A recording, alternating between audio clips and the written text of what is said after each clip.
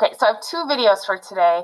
One of them is just from the book, and it's a real short one, and then one of them is the actual attack from the movie Pearl Harbor, and I think it does a really nice job of showing what happened, and I think it's a pretty good movie if you ever do want to watch it. There's some cheesy parts because there's like somebody falls in love with somebody and all that, but it's still a pretty good movie.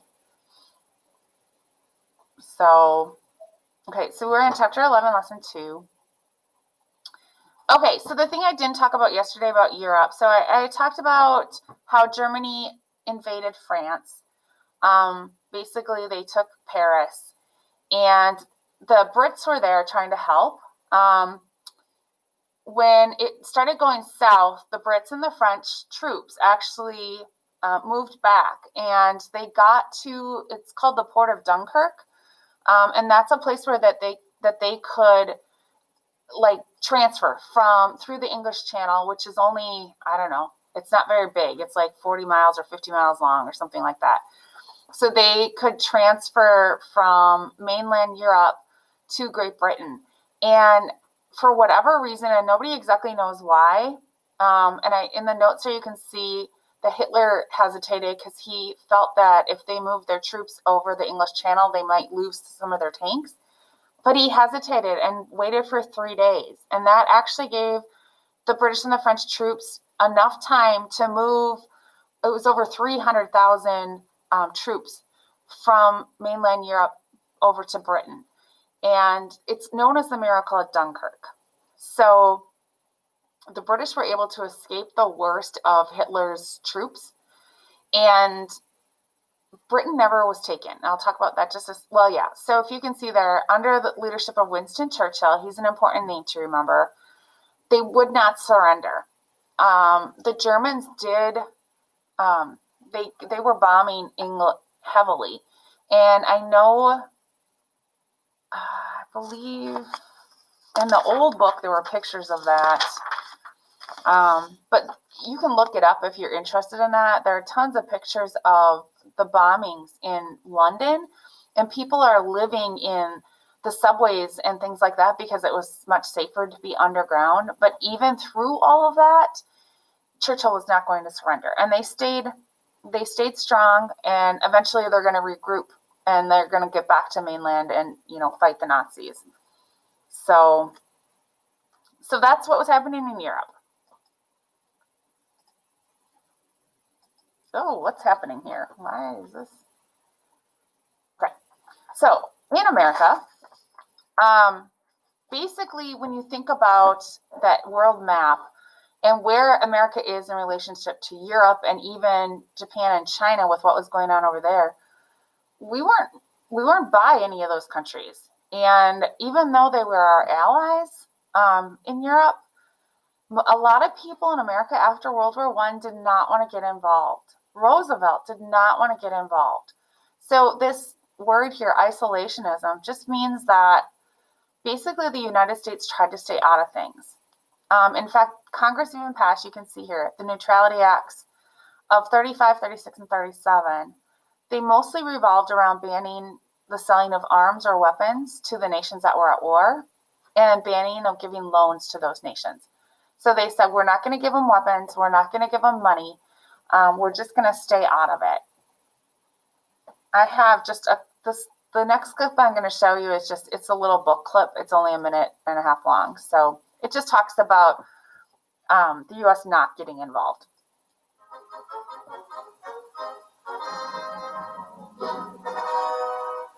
Despite the clamor and opposition in Washington and elsewhere to his unique night broadcast message to Congress, the president goes through with his announced plan and appears before a joint session of the Senate and the House.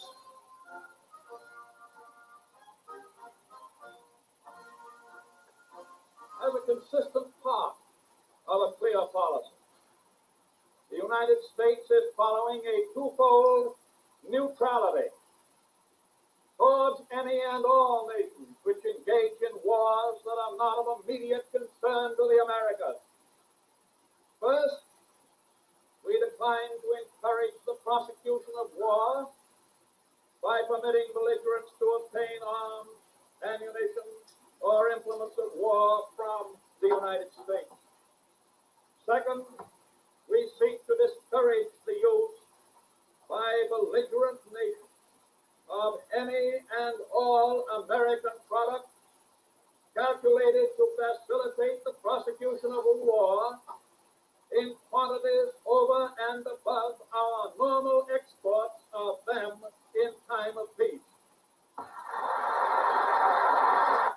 Okay. So basically what Roosevelt was saying there,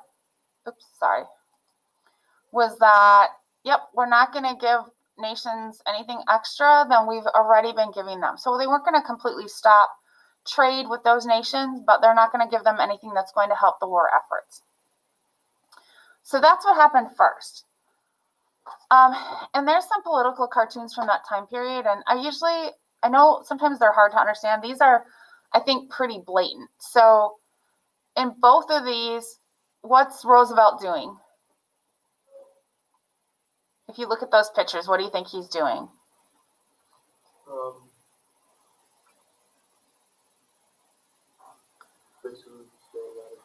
Yeah, he's just staying out of it. And this one you can see there's bullets from other nations, including the Nazi bullet, like flying past him, and he's still staying out of it. And this here is saying that America, the last refuge of democracy. But here you have the Statue of Liberty. Often she's shown like that, and she's basically on her knees crying and worrying about democracy because she sees that democracy is being infringed on in other parts of the world. So something to note too, and when we talk about the Holocaust, we'll talk about it a little bit more, is that thousands of European Jewish immigrants came to America, and we turned many away because we did not want to get involved. So it was kind of a mess. Okay. At the same time that Roosevelt didn't want to provide arms to other seas, he did feel, you can see here, that trade was important. He felt that if people had the goods and the services that they need, there wouldn't be wars. He actually worried that the Neutrality Acts, where you're specifically banning arms, was going to increase our chances of getting involved in the war. And then he did something which people were dumbfounded at. When Japan invaded China, and we talked about the rape in Nanjing yesterday, he actually allowed arms to be sold to China because he saw that as an epidemic of lawlessness. Those were his words. And saying that countries shouldn't go unchecked, like what happened in China, in Nanjing. So we're going to sell some arms to them. Well, who do you think that ticked off? It ticked off the Japanese, of course. At the same time, okay. Oh yeah, we'll talk about the Japanese in just a second. So the next thing that happened was, okay, so we have these neutrality laws, but then we changed our mind and passed this Lend-Lease Act. And I know that's going to come up in the test, and I know that comes up as a trivia question on lots of things, but the Lend-Lease Act, what it is it said, we're not going to sell arms to anybody unless they're vital to the defense of the United States. So basically, we went back on our words saying, okay, wait, we are going to sell arms or lend or lease them arms or money if they are vital to the defense of the U.S. So if they're our allies and they're going to help protect the U.S. And then he also passed the Atlantic Charter, which, helped the Americans. It was still a non-aggression pact, basically, but said that both nations, the nations of Europe that were allies with us and America, agreed to post-war non-aggression, saying that we're still going to be allies even after the war. Well, then a German U-boat fired on one of our submarines and destroyed a submarine. And at that point, the United States said, if you see a German ship, fire on them. So now we're getting involved. We still hadn't declared war. We still hadn't said anything against Germany. But when a German ship fires on one of our submarines, we're going to retaliate. And after that happened, then we said, you don't have to wait for them to fire on you. Just go ahead and fire away. We're still not in the war at this point. This was in 1940. This was before Pearl Harbor. Then we have the Pearl Harbor attacks. So despite the U.S. efforts to stay out of the war, Japan was angry that the Americans were aiding Britain, and actually it was the French troops too. They were mad that the U.S. was firing on the U-boats.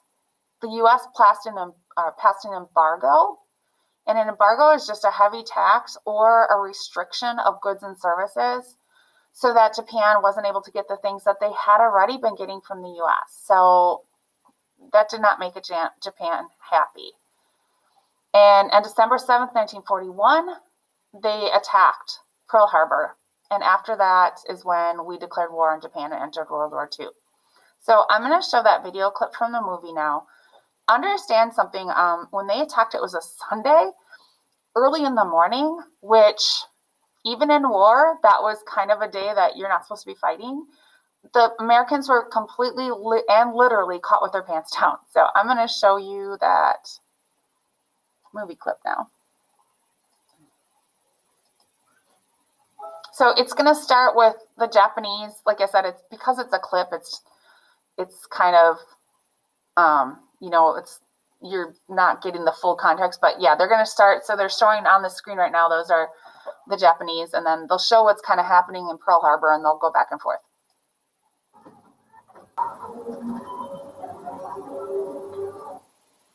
Okay. So, have you seen that movie, Olin? No, I haven't. Okay. Yeah, it was brutal. So when it came down to it in the end, about 2,400 people were killed. They damaged almost 20 ships in the U.S. fleet, 8 of them being warships, and they completely sank the Arizona, the USS Arizona. And you can see that if you ever were to go to Hawaii, I've never been there, but they have the war memorial to Pearl Harbor there, and there's still people that they weren't able to recover. So obviously there's still, they did the memorial as a last place, almost like a grave for those soldiers that died. In total, yeah, like I said, almost half of the people that were killed were on the USS Arizona. Most of the people killed were military. There were some civilian casualties. As you could see, they did attack the shore, but even there, like what they were showing, a lot of those women that were running to the hospital were in the Army. They were nurses, doctors, things like that. And to this day, up until 9/11, which I know is probably before you were born, but right before you were born, that was the biggest attack on U.S. soil ever. 9/11 was more. 9/11, almost 3,000 people died. The good thing for the U.S. and what happened there was, first of all, the U.S. had been warned that there may be attacks from Japan, but they figured that the attacks would probably come in Guam or one of the territories that the U.S. had in the South Pacific. And they actually had a fleet. One of their, a fleet of warships were actually out on the Pacific Ocean when that attack happened. So they missed intelligence from Japan. They weren't able to decipher some codes that Japan, because they were trying to listen in on what was going on in Japan. I don't know how that all works, but the technology was such that they could actually hear some of the things the chatter going on from Japan. But like I said, they had no idea that they're going to attack Pearl Harbor. They thought that Hawaii was too far away from Japan, versus when you're looking at Guam, it's not quite as far away. So they were covering their bases literally in the South Pacific, but Pearl Harbor was pretty much unprotected. They never thought that that would happen. And it did damage the fleet, but fortunately we did have warships that were already out on the Pacific Ocean. So where Japan screwed up theirs, their intelligence didn't realize that they weren't damaging the entire Pacific fleet, because the outcome of the war actually might have been different, because it takes a long time to make a warship. And fortunately, we didn't lose all of ours during Pearl Harbor. Otherwise, the war in the Pacific might have been very different. So after that, Germany declares war on the U.S. The U.S. declares war on Japan. Actually, we declared war on Japan first, and then Germany declared war on us. This was the declaration of war. There can be no compromise. Oh, sorry. This is the person. Let me step back a second. So Congress voted 34-1 to enter the war. The one dissension was here, Jeanette Rankin. So there can be no compromise with war. It cannot be reformed or controlled, cannot be disciplined into decency or codified into common sense. For war is the slaughter of human beings temporarily regarded as enemies on as large a scale as possible. So there was only one dissent. Otherwise, this should be 534 and not 434. 534 out of 535 members of Congress voted for us to go to war. And that is it for the day. Do you have questions? No, No?